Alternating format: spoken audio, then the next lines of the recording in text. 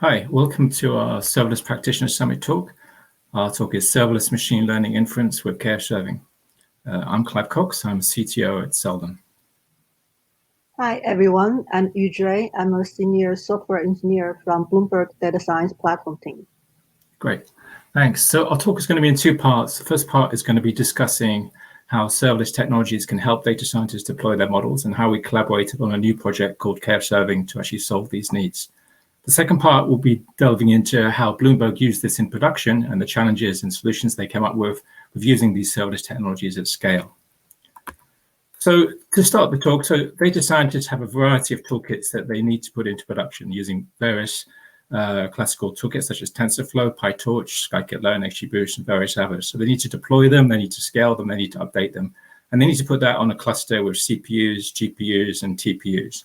So in recent years, there's been a variety of technologies that have come into existence to actually help this, from obviously container runtimes and Kubernetes itself, helping with the cluster management at scale, and then technologies on top of that have been built, such as Istio for service meshing, and then in particular KNative, which is a more recent technology that's come in for serverless that we all know about.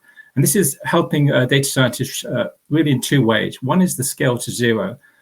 Given machine learning is very expensive and requires GPUs, then the ability to scale to zero if your machine learning model is not receiving any requests is really a great thing. So that's one thing why KNative would be a great project to use for data scientists. The other one is scaling up on demand, because actually auto-scaling machine learning models has quite a few sort of technical challenges, which we'll go into, and we'll show how KNative actually helps to solve these.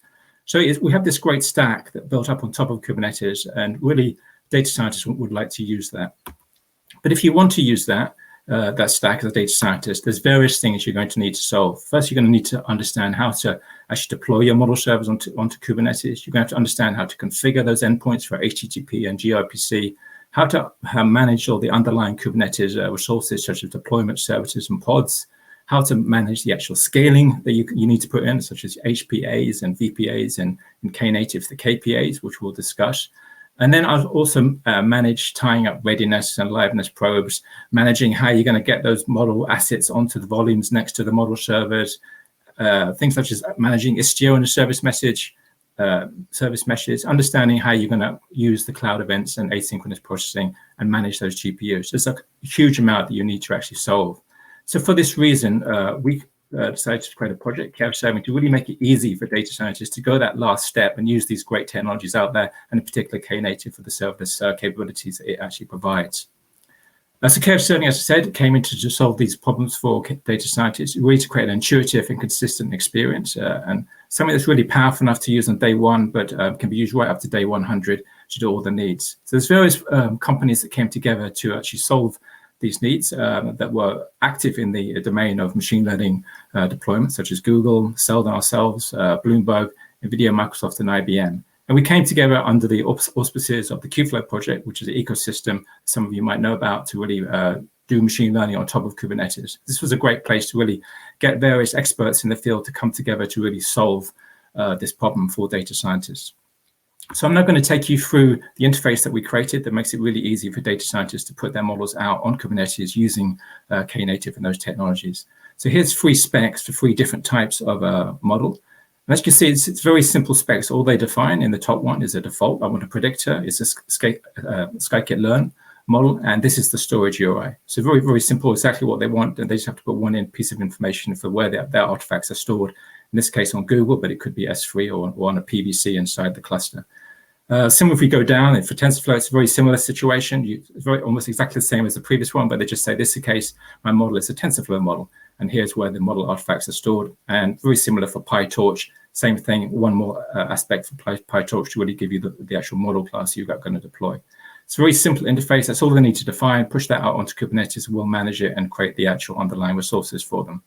So taking to the next stage, if they want to then update their models, we can easily do that in KFServing by adding a canary endpoint as part of the actual spec. So here you've got a spec which is a default scikit-learn model for a particular iris model, and then you've added here a canary section. So this is going to push a small percentage of traffic to a canary model so you can test it out while you decide whether it's okay to push this into production. When you're happy, you can go back and push the top model, say in this case RSV2, to be the main model. So in this case for the canary, we've got a canary scikit-learn model RSV2. This spec also shows various aspects where you can customize the interface. So you can decide how it's going to scale between different ranges. Here we've got the top model that can scale between 3 and 10 replicas. And also you can put in particular resource requests. So how much CPU or GPU or memory does my model require? So it gives you the capability to add these extra customizations really easily into the spec. If you need to add the core components, you need to decide how your model is going to run correctly. Taking it one step further, then once you've got the model out, there's various more advanced cases where you can add in easily to the spec. So if you want to get model explanations, you can easily add those on. So in the top spec here, we've got again a Skycat layer model, and we've added an explainer using the Alibi Explain toolkit from Seldon. So it's a particular type of explainer that you can use to then get explanations of why your model is giving certain predictions, and that can be created at the same time as your core model, and then you can use that to file explain requests to actually understand if for the predictions you've got back for the model, why those predictions are coming back. So that's one extension that we have in KFServing. The second one is shown below. You can add an actual transformer. So if you want to transform the payloads before they reach the model, or transform the outputs when it comes back for the model, you can simply add a new spec next to it, which in this case a transformer. In this case, it's a custom container. So one you've added that follows the KFServing spec to add a particular transformation on your payloads as they go in. So again, we really make it easy for you to add these extra components into your spec to get these extra technologies and extra functionalities that you need. So they bring it together. So this is where we provide. We provide a default and canary endpoints. Each of those has a predictor and then optional components which you can add on for transformers and explainers. All that is managed for you in terms of scaling that out and running it under KNative, and then exposing explain and predict endpoints. So now I'm going to go into one of the aspects that KNative really helps a lot. One that is GPU auto-scaling. So a lot of models need maybe GPUs at inference time, and maybe also TPUs. Obviously, they have a CPU running as the core processor. All these different aspects, the CPU and GPU and TPU, have various metrics that they'll expose. CPU usage, GPU memory, GPU duty cycle, GPU memory, and also the same for TPU. And the challenge is, if you want to decide when to scale up or scale down your model to have more or less replicas, you're going to have to decide based on all these different metrics and craft a very particular decision law to decide when you're going to scale up, when you're going to scale down. This is very difficult to do given all these different metrics. And also on some Kubernetes clusters, even some of those metrics will not be available, such as GPU metrics. So this makes it very challenging to get a good auto-scaling decision for your machine learning models. So KNative really helps to solve this by really making it much more simpler in terms of how it decides how to scale up and scale down. Now, for those of you who know KNative, this diagram will probably be quite familiar, so I'll go over it quite quickly. So basically, KNative is just going to use two things. You decide how much concurrency your model can have. How many concurrent requests can my model server take at the same time? And then KNative will look at the number of in-flight requests coming into your model and decide if there's many waiting to be served, and then you need to increase the replicas, or there's lower than your expected concurrency being served at the moment, and therefore you can decrease the replicas down. So it does this by adding various components into the actual flow. There's obviously a queue proxy that is looking at those metrics, how many in-flight requests are coming to this particular model server. And those metrics are fed back to an autoscaler, which will then decide whether to scale up or scale down. And there's other aspects added in, like the activator, which will be handling buffering of requests for those initial requests, while your actual components scale from 0. So if there's no replicas there, the request will be buffered up, and then they'll scale up as initial requests come in. Once it's scaled up and running, the activator will allow those requests to go through. The activator is also there to allow, if there's a sudden burst of requests, if it's running, suddenly get a massive spike in requests, those requests can be buffered in the activator while your replicas are scaling up to manage it. So it really gives a nice interface to basically scale up, scale down, and manage bursting effects in the actual use of your models. And it means that the data scientist doesn't have to worry about defining a really particular auto-scaling decisions. It really makes it much simpler. And that's one of the great boons of using a KNative in this aspect for data science models, putting them into production. Okay, so we've seen how KFServing solves some of these needs. So in summary, KFServing provides a very intuitive and small spec to actually get the needs the data scientist has to put the model into production. So it allows you to actually, it pushes out the live model at the HTTP endpoint in gRPC soon. It solves those scale to 0 needs to allow you to really scale down the model and scale up, as we've seen, to handle the GPU auto-scaling issues. And it provides safe rollout. So we've seen how you can define canaries. So you can push out canaries easily to get your new model out and then roll them out to the actual final model in production. And then it provides optimized serving containers, so you don't have to worry about, if you're a TensorFlow model, to get out the correct version of TensorFlow serving, or PyTorch model, get out the correct version of our serving module that serves that. So you just need to focus on your actual models. And finally, it handles all the low-level network policy and authoring, all the tracing and metrics, all provided for you out of the box. So now we've seen how KFServing solved those needs and how we've defined the spec. We're actually going to go forward and look at how it's actually being used in production. So I'm going to hand over to my colleague to actually discuss how it was being actually used at Bloomberg. Thank you very much, Clive. In this section, I'm going to talk about the use cases and the challenges we are facing in Bloomberg Data Science platform. One of the important use case we have is to use KFServing to serve a BERT model. It will take two questions and compare the similarities between these two questions. The challenge of this use case is that BERT model must be served on a GPU to achieve reasonable latency. In one of our tests, we found out that if we serve a testing BERT model on CPU, the average latency is around 10 seconds. But once we move to GPU, the latency can be reduced to 50 milliseconds. However, when we monitor the GPU utilization, the utilization matrix is very low. That's because when it processes a request, doesn't need the full GPU's computing power to process it. However, on the Kubernetes ecosystem, there isn't a very easy way to request a fraction of a GPU. So how to share GPU computing resource in our inference platform is a challenge we want to address. Another important use case is personalized news monitoring. In this use case, our user want to be able to train personalized models for news related to a specific topic. For example, I can get news string related to COVID-19 in English and Spanish from news source and Twitter data source. In order to solve these use cases, we ingest news sources and they will go through the inference platform through multiple machine learning models and eventually generate a relevant news string. The challenge for this use case is how to deploy many models. Since we have personalized news string, so more topic and more news strings people use, there will be more models be trained and deployed. And in the diagram in below, we can see that each model can have a transformer and a predictor. Let's say on average, each transformer needs 2 pods and each predictor also needs 2 pods. It means that one model can have on average 4 pods running in the cluster. Let's also take a look at a typical Kubernetes cluster with 100 nodes. The default setting of Kubernetes is that each node can run 110 pods. So in a typical 100 nodes cluster, we can run 11,000 pods.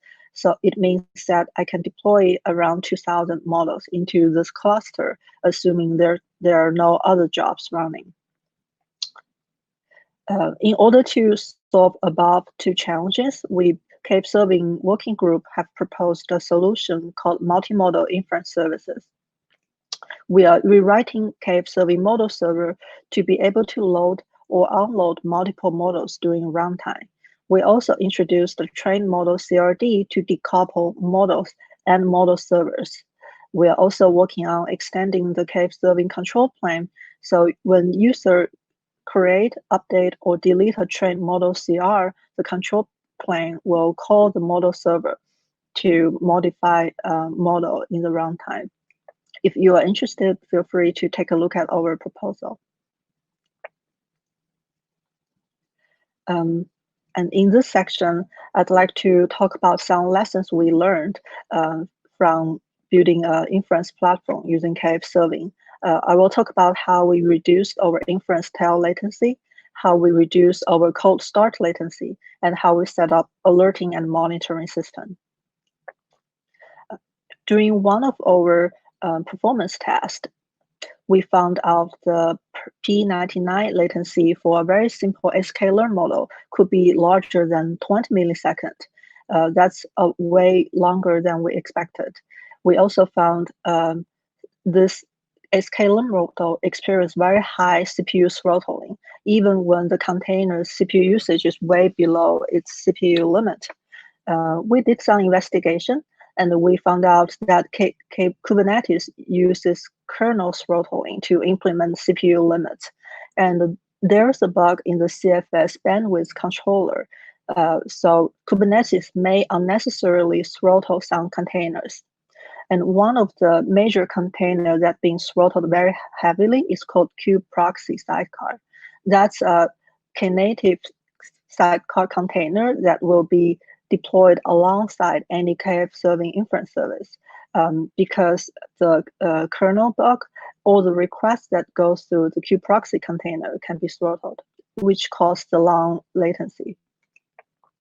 The solution we suggest is first monitor CPU throttling using cAdvisor very closely. Also, this kernel bug is already fixed and backported in multiple kernel versions, so we upgraded our system to one of those kernel versions.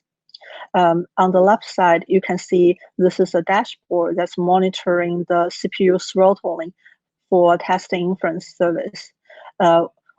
During the kernel upgrade, we saw that the CPU throttling for kubeproxy container was dropped from about 10% to 0. Also, the P99 latency for a simple sklearn model is reduced to about 7 milliseconds. Another problem we solved for our users is how to reduce the cold start latency. Some of our users need to train very large machine learning models. It means that it will take quite a while to be loaded into model server.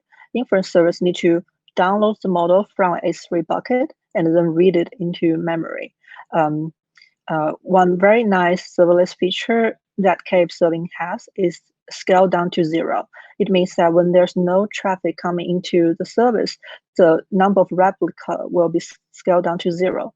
But it also means that when the traffic start to come back, KFServing need to download model and read them into memory one more time. That can take a while depending on how large the model. So our proposed suggestion to our client is to set min replica to 1 or use persistent volumes to store the model artifact. So that can reduce the network latency. For any production level system, monitoring and the alerting system are very important. Here, I'm going to talk about some tips about setting up monitoring and alerting for KFServing platform. First, I'm going to suggest to monitor the control plane very closely. For example, KNative, Istio, and the KFServing has several controllers running in the system. I recommend to use a project called kube state metrics to monitor the system pod's healthiness. The kube state metrics listen to the API server and generate metrics for Kubernetes API object. Some important metrics to monitor, for example, how many replicas are unavailable for deployment. Istio KNative also has public dashboard that you can use to configure in your system. For Istio, there's a dashboard called Kiali, which can be used to visualize the service mesh. That's also a very useful tool when we need to debug issues. The second important topic to monitor is the cluster resource usage. When there's not enough resource in the cluster, the control plane or some other system pod may be evicted or cannot run properly. So using KSM to monitor how much resource still allocable on nodes is important. Also, if you are managing a multi-tenancy infrastructure and you apply resource quota to each namespace, it's also important to monitor if each namespace reached their resource quota. Lastly is monitor control planes container level resource usage. I recommend to use cAdvisor to monitor the CPU, memory, GPU usage, network traffic, and disk I/O time.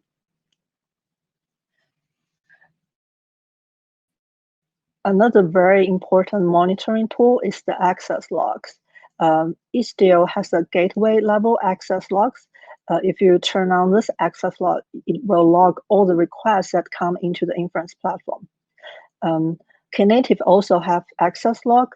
If you turn on the KNative access log, you can find a lot of information about all the requests coming into a specific Inference service. Both access log I found very useful during support client. Lastly, I recommend to establish dashboard to monitor each Inference service metrics. They include container level metrics like CPU, GPU usage, and the network traffic, and also request volume, success rate, error rate, CPU throttling level, and the response time. As of early 2020, KFServing already have 3 production users. They're Bloomberg, CoreWeave, and Gojek. CoreWeave is using KFServing to serve GPT-2 model for AI game called AI Dungeon. Gojek combined their feature store as a pre-transformer step with KFServing. Now I'm going to let my colleague Clive to talk about the roadmap.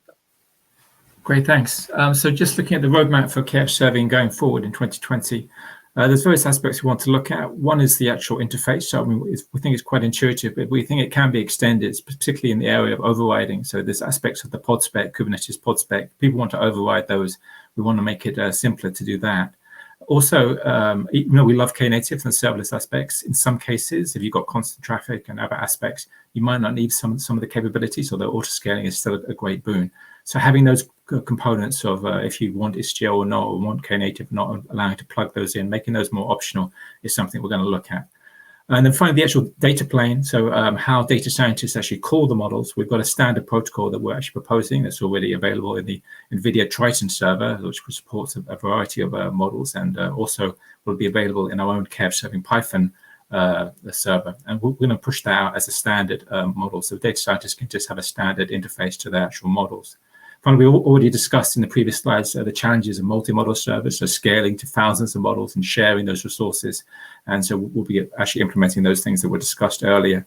And finally, looking further ahead into more complex actual inference graphs. So when you have multiple components together, maybe different types of routing with multi-arm bandits, how you can tie those and define those together into sort of pipelines and directed acyclic graphs, and which also be great for serverless use cases where parts of the graph in multi-arm bandit that might be serving 30 models. Some of those models might not be used right now, but then come the evening when the multi-arm bandit thinks that those models are better, they might then start to be used more. And so certainly serverless aspects would be great in those cases. So now I'm just going to hand back to my colleague Yuzhui to say how you in the community can help us actually create these different things. Thank you, Clive.